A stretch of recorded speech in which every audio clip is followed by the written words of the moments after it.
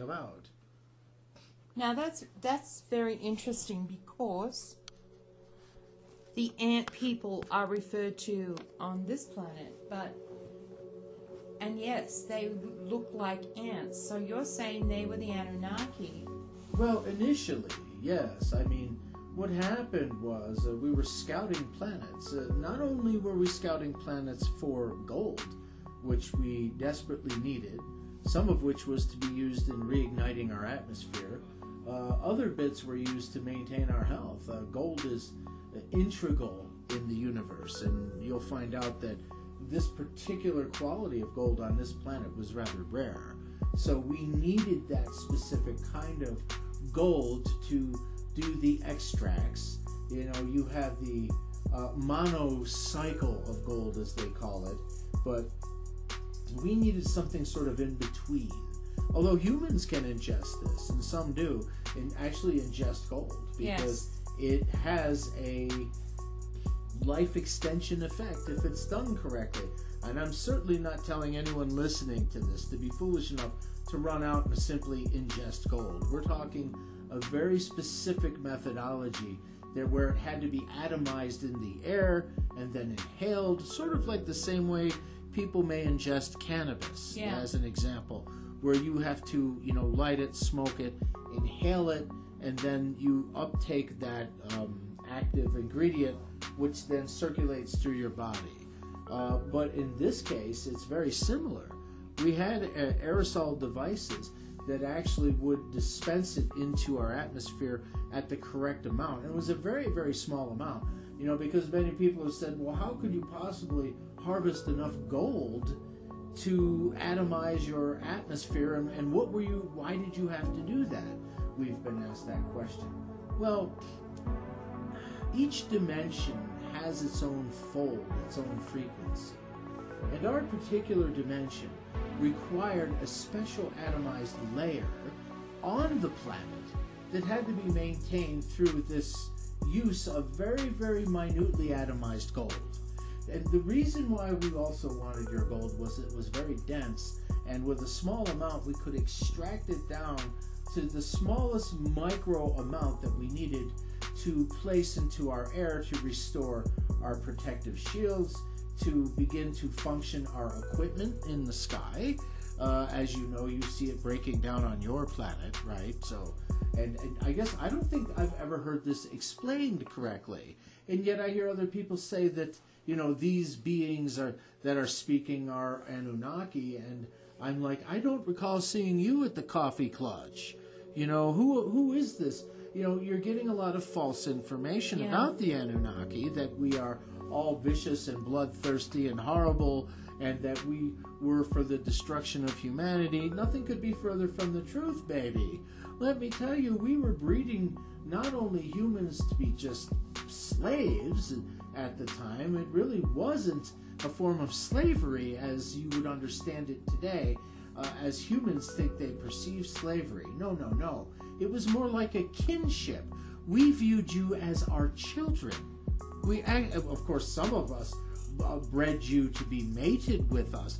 We wanted to have perfect mates, and we felt that perfect mates would require that we could breed out certain characteristics that we didn't like and add other ones that we did, so that we could turn you into a little bit smaller versions of us, which you will have the spark of life, though. You see, that's the problem, and that's why Father got involved, because he says once they have the ability to reproduce, the spark of life is then a gift that comes into fruition, especially if you're dealing with intelligence and a divine form of DNA, yes, which was gifted to humanity, which has now been split inside of all of you, because we're here to tell you that if your DNA was tuned properly to the appropriate frequency, you would begin to all turn into, essentially, Anunnaki. And that's something that, we couldn't have, because, you see, once you get out into the universe and then you start messing with your own DNA, you can have certain profiles and characteristics become amplified. Yes. And I see that you are already, as a species, tinkering with that. Yet you are like a child that found their father's loaded gun and is pointing it at their other friends. If this runs rampant, if you think that these so-called viruses that you see now are bad, you have nothing to compare to what we have seen what tinkering with DNA can unleash. Because there are some hidden files there that Father does not want you to unlock. And if you do, it will release automatically certain protectorate beings that will come to this planet and level it. But you see, they don't seem to care about that, your overlords, because they believe their days are numbered anyhow. So why the powerful beings that I am discussing are universal guardians that exist, that Father created to follow his law, they have arrived at this planet already. You have heard talked about in the Hopi prophecies. The brothers. The two brothers have been here already, and they have already taken their readings, and now they are ready to move forward with the exsanguination of this planet. I am very saddened to tell you this, because many of you are worthy. Now, the good news is that if you are slain on this planet, your soul will be released, and you will be given a choice as to whether or not you wish to return to this planet. I strongly advise those of you that are not grounded in this planet anymore to reject that offer and to say, no, it's time for me to move on to a new quadrant in the universe. I want to live a happy life. And they will have to deliver it to you, because despite what they may try to trick you into, or try to tell you, no, you have to come back to this planet and relive your life because of this incident and that incident, and they try to guilt you into accepting it, saying, well, you need to go, and this time we'll set you up with a better life, you'll enjoy it, it'll be a lot easier life than the one you had, but yet you'll be able to challenge yourself more mentally in this life. And they'll sell you a bill of goods. They'll try and convince you that you'll be able to live a wonderful life, everything you ever wanted. But it will be a lie. You have to say, no, thank you. I want to move on. And you have to say it several times before they will let you go. But they will let you go. They have to. So that information alone is more valuable to humans than they could ever imagine. Because if you retain that knowledge and your death occurs, you bring that knowledge with you to whatever judgment awaits you. And judgment could be simply something that you place upon yourself. And people are discovering that this is exactly what's happening. They are the ones that are condemning themselves over and over and over again to relive the events that are taking place. Now, there are exceptions to this. The Star Children, right?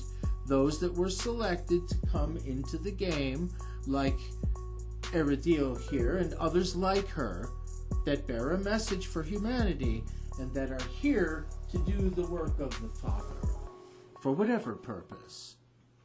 But I'm here to tell you this. You are part of that purpose too. But the question is, who are you? What are you? I think this is why Victoria was so interested in the soul imagery, because we could take a look at many of you. You see, there's another reason Victoria does soul images too, and perhaps you've never considered it. She's looking for you. She's looking for the right you, because there are other teachings that we have that we can only give to certain people. Well, one of the best ways is to get their portrait, their image, and to be able to cast upon whatever that image is, whoever that person is, with that facial image, will come their soul image of the things that are connected to the person who sent us the picture. Even if it's a different picture, we're going to be partially connected to that person's reality, you see. And that's the funny thing. And they're like, well, I'll just send a different picture. We'll see if we can trick them. And, you know, some people, I imagine, may try to do that. But so far, every time that you've done one of these soul images, it was piercingly and hauntingly powerful to the person who received it. It gave them a glimpse of eternity. It gave them a glimpse of a reality with a creator when they were attuned to that Father, and it brought them closer in life and in the passage of death to their new life, and still needing to solve something that maybe wasn't solved in that last life. Yeah. I've met some interesting souls, let me tell you. And I got to tell you, the last one that I did, the last soul image I did for a woman who gave me a remarkable testimonial, finding her former soul, which, by the way, wasn't that long ago, World War II. And he became a war hero, a great war hero. I had no idea, but in that short time I was able to see planes going overhead, bombs dropping. It was near a Pacific island, but I saw him on the ship, so he was one of the engineers who used to go from ship to ship, and sometimes they would go up on the beaches too. Your image, or the image of the person that is sent to Victoria, has a certain vibratic frequency, and when those vibrations occur, sometimes those people that are sensitive to those things can actually see a portion of that DNA snippet that that person is reliving in their spiritual sense, and the reason why they're here again. What is the lesson they need to learn? Because once you unlock that information, you change because you've won the game. Then it becomes your choice. How long do you want to remain on this planet? There are people like, you see the monks have this ability. Yeah. They can actually tell you the exact date, time, and moment that they pass from life. And they do so quietly, with no pain, because this was the way it was originally intended. That if you wanted to leave the game, you would say, well, I've enjoyed playing the game with all of you, but next week, next Thursday, at 5:30, after sunset, I'm going to quietly pass into death. And this is how people would celebrate with you. Yeah. It was considered to be a beautiful time because you were going to a higher plane of existence and taking the knowledge of what you discovered to the next dimension. And many people would whisper in your ears just before you passed because they believe that's how you speak to the gods. And we're here to tell you they were right. Yeah. So what does that information mean? Will you take it and understand that you actually have the ability to decide when you're ready to leave? Isn't that wonderful? And Father used to allow you to pass. You just simply went to sleep. Yeah. And it was a pleasant experience for the person receiving it. And here's another interesting story. I have heard of humans on this planet, and I believe you can look this up, it's documented somewhere, that have had the ability to pass away and then come back again and reanimate themselves for a period of time and then go lay back down and go to sleep. We've heard that there have been several monks that have actually done this. That they put their body in a suspended animation, and they know everything because they've been in communion with beings like us, spiritual beings. So they leap to their judgment. They're judged as clean and moral, so they ask for permission to return.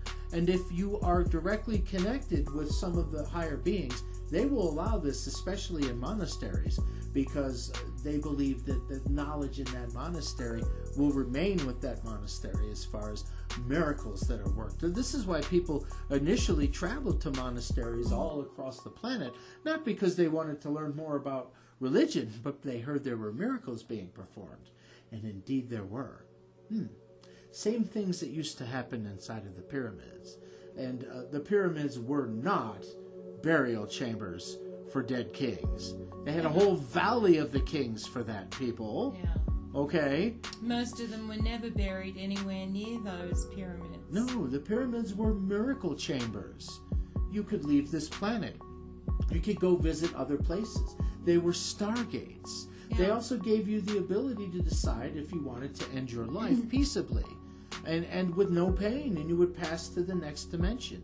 And you could actually come back and reanimate a body if it was properly prepared. Now, do you actually believe that the Egyptians went through the elaborate death rituals that they did with preserving bodies and all the things that they did if they did not believe or perceive that at some point that body would not be animated or could be animated again? Yeah, because the possessions that they put into those tombs was, in other words, I'm just keeping it aside for you when you get back here. And that's the way I look at it, because that's who we are. Many of the times the organs of the deceased were removed and put into different types of canopic jars. We know this. But what you don't know is that this was done because there were replacements that would immediately take place into the body. And the reason why they pulled out the heart, the brain, and some of the other vital organs is that is what made that being uniquely that being. And that being has died. But now we have a perfectly ready body for another being to be translocated into the body, and that body would be resurrected. And because there would be new organs, new brain, everything would appear in a specific order, and the remnants of whatever funerary offerings were placed inside the body would be replaced in a form of transportation, not too different than what you see on Star Trek when they beam away and then recorporate and beam together. It's something very similar to that, where you translocate your body and you take on part of the DNA of this body like a suit, and you actually pull it over yourself, because it is a preserved suit that you can animate, that's done with an immediate injection into that skin, which then reanimates the entire body. It's a very interesting process, and most people probably think it sounds crazy, but you actually, what you're doing is you're putting on the skin of the individual that used to live, and you're doing this partially through technology and partially through a transportative transconfiguration. So it all happens instantaneously. The body is immediately cleansed, the skin is resurrected, it's pulled over you, and you become that being. You're still yourself, but you become that being. And this is how the line of kings would continue sometime, or the line of certain servitors would continue. That the kings had those that watched over them, that were hand-picked beings that were the enforcers of the king, but in some instances they were resurrected beings that had lived before and wanted to return again and serve either under that king or perhaps create their own dynasty. These were very powerful beings at that time. Can we go back a bit? But anyhow, I'm sorry if that's a bit confusing. Can we go back in our conversation? Why, certainly, Hedda. I aim to serve. Let's go back to the... That's actually funny if you know I am. To the brothers. Please, continue. I knew they were here to judge the planet. I've been trying to tell people for a few years now that they're not what people think they are. One goes to the North Pole, one goes to the South Pole. And they have been watching everything. So this decision... It's not quite the way people think very simplistically. Let me give you an image that will make more sense. Consider the brothers to be a culmination of the yin and the yang. Yes. That is a far better description of what the brothers are, because as they turn circles around the planet, they're not just remaining motionless, although they have at one point aligned through the poles of the toroidal Earth, the donut in the middle, where they were firing energy through the Earth. There were some earthquakes that took place because of this. They do this to first attune the Earth, and you'll see the two of them turning simultaneously while there's a beam of energy between them going through the toroidal Earth. This energy was to awaken Gaia. Yes. And this was the initial awakening, where now her eyes are beginning to open and she's beginning to shrug off the sleep. Because we want the artificial intelligence that governs Gaia to regain her controls over time. So everyone thinks, well, what's the Liberation Fleet doing? You guys aren't doing anything. You're horrible, you're terrible. Well, the reason we were sent here was threefold. The first time was the arrival where we took Father's gift and dispensed it across the planet. And you know what I talk about. Yes. We call it manna from heaven. Yes. But in essence what it was a series of life force energetic jewels that rained down upon the planet, that embedded themselves through the planet, and that continued into the planet, so that the Father's ability to awaken Gaia would take place, and that the Earth would begin to grow green again over time after certain events took place. It was Father's blessing, basically. Right. We've talked about that before. The second concern, and I think this is probably a more problematic one, is first we had Father's gift, and then now we're dealing with the very Earth itself and the beings that dwell upon it. Okay, because even though the Earth is partially a gigantic spaceship embedded into the Earth itself, you have many other races that dwell underneath the planet that are also vying for what we like to call control. Control is yielded, and it's also rotated. That's the way control happens on this planet. But there are groups of beings that have been fighting over who would actually control the surface. And so far the reptilians, your buddies, have managed to retain power by making pacts with some of the darker or more neutral alien races in an event to share parts of humanity as the harvest, because you are extremely valuable to alien kind. You have so many different uses to alien races, and I know you may find that hard to believe, but think of it this way. Look at a cow. I know, that's what a cow has so many different uses as far as a food product, as far as the ability to have a farm and grow these cows everywhere. They give milk, and once they've run their lifespan, then they can be slaughtered and turned into food products and medicines and all kinds of extracts for cosmetics, and there's just literally hundreds of products that you've managed to make out of the killing animals, which that I am against, not because I'm some strange environmentalist crazy person, but because there's no need for it in the future, because right. You have devices that can make anything that you want or desire, because we have since learned all of the patterns of life and food. So you see, you cook it, you make it once, you scan it into the system, and now you can have that exact same hamburger every time that you want it, or you can tweak it slightly and make it taste a little better or a little different, or maybe you'll add a slice of cheese, or these things are available to you just by asking, not even just by touching a view screen or simply requesting it. It'll appear directly before you. We've discussed some of the technology that the Anunnaki use. Yeah. This is primitive technology to us. Okay, there are things that I can't even describe that at this point would make your head spin. Like when we get into the configurative artificial intelligence that exists in different levels of this planet that integrate themselves into mechanisms very much akin to pipes, squares, tubes, round objects, and these are all sentient and intelligent beings individually. And it would take me hours to describe their functions and use and what they do on this planet and between the dimensions. So if you're willing to sit down and listen at some point, I can babble on, and I do apologize. I'm very long-winded, but you see, my many years of service have made me this way. Yeah. And I often am sent to different locations in the universe to explain things.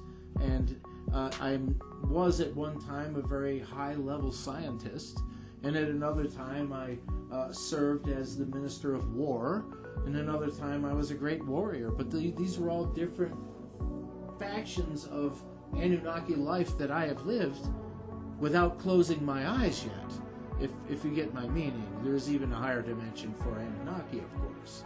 Some of the most potent beings in the universe that radiate energy through thousands of solar systems. These are the jobs of some of the Echonites, and they're gigantic machines that replicate the universe and are out there in null space and pushing and designing whole new fluidic forms of space that reach into different dimensions. And there are many beautiful things that Father needs all of us for. His creations are literally endless. And that's why he needs us, because even though his creations are endless, there is a finite number of souls. Every one of you is tremendously valuable to Father. You don't think so because you've been brought up in this world and been told how horrible humans are. Nothing could be further from the truth. Your value to the universe because you have a soul is immeasurable to some of these beings, and they know this. Yeah, they do. So when they cut your throat, so to speak, on this planet, they do it because they want your energy. They see your soul released from the body, and to them it's a beautiful thing. And you know, if you think about it, this is how they represent the fact that they're evil. They'll say that, well, we're actually freeing the souls, right? Isn't that a good thing?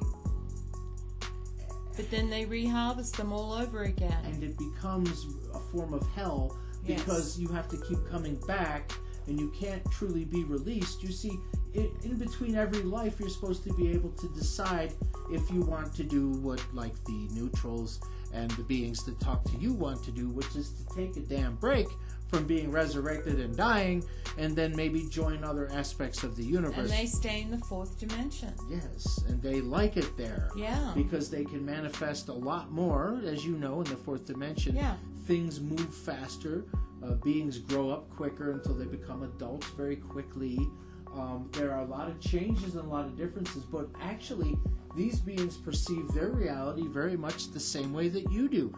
They have land they walk on. They have rules like gravity and rain and sun, although their rules are more mutable because they know about being able to change their reality, because they've already left one reality where they didn't know they could change that reality. Exactly. And actually, many of you have the ability to change reality here in the third dimension, but you're being suppressed, as you know. So once the suppression machines, they themselves, as ridiculous as this sounds, are being suppressed now by greater beings that have showed up, such as those around the Liberation Fleet. Oh, I hadn't finished my discussion on the other two reasons why the Liberation Fleet was here. I said the first reason was because we had to deliver Father's gift. Yes. Well, the second reason for the Liberation Fleet to be here is that the Great Harvest is about to occur on this planet. Right. And it is considered to be one of the greatest things that you can ever watch. The harvest is here and was always intended by Father to be a beautiful event. It wasn't to be something that was feared. Mm-hmm. And your captors have turned it into a dark harvest, where they're like, no, while Father is on his way to do the real harvest, which is to flood the world with energy and light, and at that time you'll either ascend with no pain directly to the fifth dimension, or you'll remain here on the earth, which will then be reconstituted, and everything will be reset, because Father is the great clockwork Father who will retune the earth back to where it needs to be and then set it in motion, spinning the correct way this time. Oh, Father will retune the earth all right. Gaia has awakened. Oh, these things are going to happen. Oh, yes. The problem is, because your reptilian counterparts are playing Operation Spoil Sport, they are going to do everything they can to try and steal away your souls while they still have the time to do so. The clock is ticking, you see, so now they're going to make every possibility to try to get you to accept whatever darkness they want you to take upon you. You must reject it. Because if you accept that darkness upon you, you will forever remain locked in this recyclable world on the lower dimension. Others will go up a dimension. They will be taken because the rules are simple, and Father is here to also enforce the rules.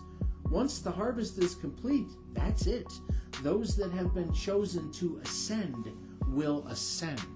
And those that have not fulfilled their obligation to their fellow man to be in service to them, at least when Father puts you on the scale, it's got to be just slightly above 51%, which means you better be spending at least half of your time helping other people if you wish to ascend.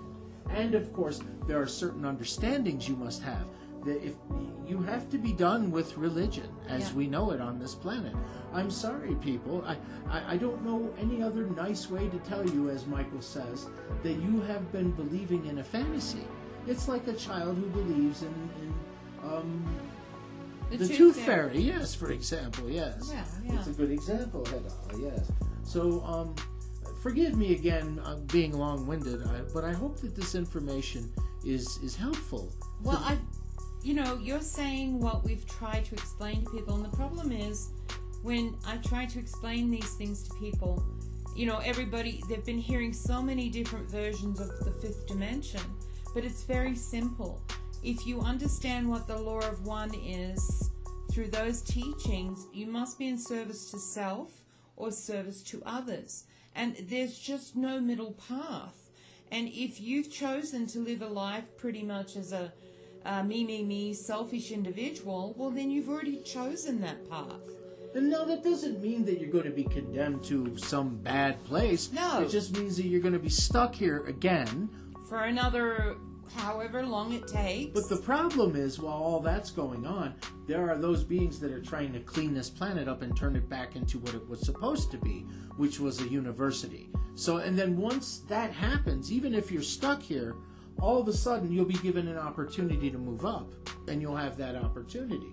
So it doesn't mean that you necessarily will be stuck here forever, but you're probably looking at least a couple more lifetimes, depending on what happens. Until the next mini the next mini harvest. Which will be in about 500 years. Yes, and we've talked about this is that a major before. Harvest going on here now, Aradil. Yes. Don't confuse them now. No, and we've talked about that with the reptilian Morpheus who came to speak to me, and those pictures. And you coaxed that information out of him very well. And I would, just through looking at the photographs, the pictures of that time, of the 11th century, of the 15th century, you would gain a glimpse. I saw that these were actually harvest pictures. Yes. And it was intended to be represented that way so that people would understand just automatically every 500 years would be another cycle and would be a chance for their family line to ascend. Because here's the beautiful thing about Father. You may be the only one in your family that actually has the ability to bring your DNA to the next level. But if you do, all of the children of your future, on your fifth dimension, now, Aradil's been promised this here even on the third or fifth, but on the fifth dimension, you will be given a blessing by Father who will tell you, depending on what service you choose to be with Father, that your children will be blessed for at least the next 20 generations. Yes.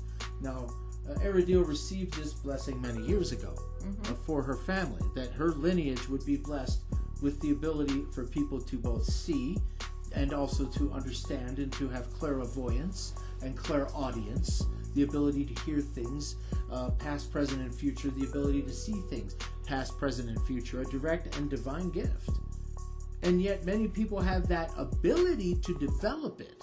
You just have to unlock it with Father first. Right. And then you have to unlock it through experience. It's like anything else. I use the example that Michael does of people playing tennis. If you've never played tennis before, it seems like a strange game. You're holding a racket and you've got to hit this ball, and if you're not careful, you hit it too far, and if you don't hit it hard enough, it doesn't go over the net, so it takes a little getting used to. But once you get good at it, all of a sudden you're becoming better at it, and now you can make the ball spin when you hit it a certain way. Yes, that people, everything in life, especially of the mind, is that way, but you have to unlock it through belief. And I believe, Heather, we've been pretty long. 34 minutes. I'm sorry we've been so long. No, it's good. It's okay. We're just, I'll probably put this in a video and put it up on YouTube because it's very interesting. A lot of people have these kinds of questions now because they want to know how the process works and how, where they fit into the fifth dimension. And everybody's just, panicking. But the thing is... Well, they're panicking because they believe in these false religions. Yeah, exactly. You're afraid because you still are hanging on to that. Your knowledge of the truth will set you free. I mean, people believe that if they don't follow a certain religion, they're going to be condemned to a burning hell. No, it is an absolute lie. We already live in a hell, people. Even the worst of beings were Father never condemned to a burning hell, although he has put them in lower positions of how you may evolve. For example, if you're a lizard, let's say you're one of the lizzies, the reptiles, we've seen of them, some of them have been de-evolutionized to mud skippers, as you say. Last week he put one in mud skipper status. We've seen it actually happen. But I'm here to say that that's the way Father works. He doesn't destroy creations. He'll just bring them back to the beginning, DNA. To their original origin, and try them again. Yep. And that is precisely what the reptilians are trying to do to all of you. Yes. Especially with their next vaccine. Yes. So if I were you, I'd run and hide. Wait until enough idiots decide they're going to take this shot, and they can call those people, and those people will be called because eventually there is a call for a large number of souls that needs to be for the first harvest. And a lot of these souls were promised, especially those of the wicked ones. Yes. So, but some of the good ones are going to go too, but they're going to go to a better life. So those of you that are ready to evolve into the fifth, if your physical body is destroyed on this planet, that will not stop that evolution. Just so that you know that. Even if you're slain on this planet, you will be put in a holding pattern. You'll be able to experience life any way you choose at that time. You can manifest an entire world if you want to, and make yourself the king of it. And you need to remember that what you currently see with your physical eyes, you live in a flesh suit, and once you are free of that, everything else changes, and I know that because when we talk to our son Hunter sometimes, what he had to endure on this planet when he was alive, and now as a spirit, he loves it. I gotta tell you guys, it's hard to accept sometimes. It's been very difficult to accept because but he loves being a spirit because he's free of that body. That body was an imprisonment for him because he wasn't a healthy human being on this planet. And another thing is when you uncover who you are as a core, and this is why the soul images are so powerful. Yeah. We're not just pushing them because, we want $40 from you. That's just to pay for Victoria's time because she'll spend all day on the damn thing. I research. And then we won't get any other work done. So I'm saying, look, people, if you want this done, you cannot get this done cheaper anywhere else. There are people out there that if you need to speak to them or they want to speak to somebody through you or they want to learn something, you end up having to literally pay hundreds of dollars. I mean, it shouldn't be that way. It really shouldn't. We're saying that if you really want to take a glimpse into something, if you want to point yourself in a certain direction. A soul image may be exactly what you're looking for. And I've seen what these soul images have done in people's lives already, and I am just astounded. I mean, I knew that the information would be powerful, and I knew that it would be in some cases downright shocking to people to see what Victoria sees when she looks at your image and then places that image somewhere in the depths of the universe and then pulls from it some genetic ancestral memory from you and then places that in imagery in a way that you can perceive it and learn from it. She should be charging $1 million to do this, because there are people out there that have found their way. They've found their way. And that, to me, is beautiful.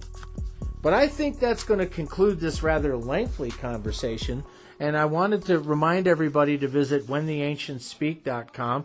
We are a secure site, and we're looking forward to interacting with you. Maybe you could check out some of the interesting things that we offer other than just listening to MP3s.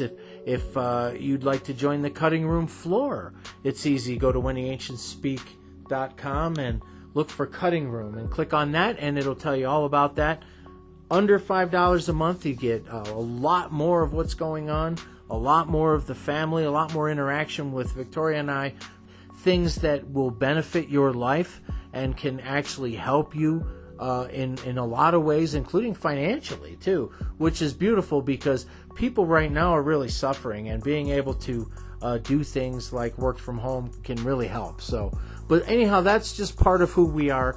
We have been helping people for a long time, and we love all of you, and we wanted to say thank you so very much. Blessings, love, and light.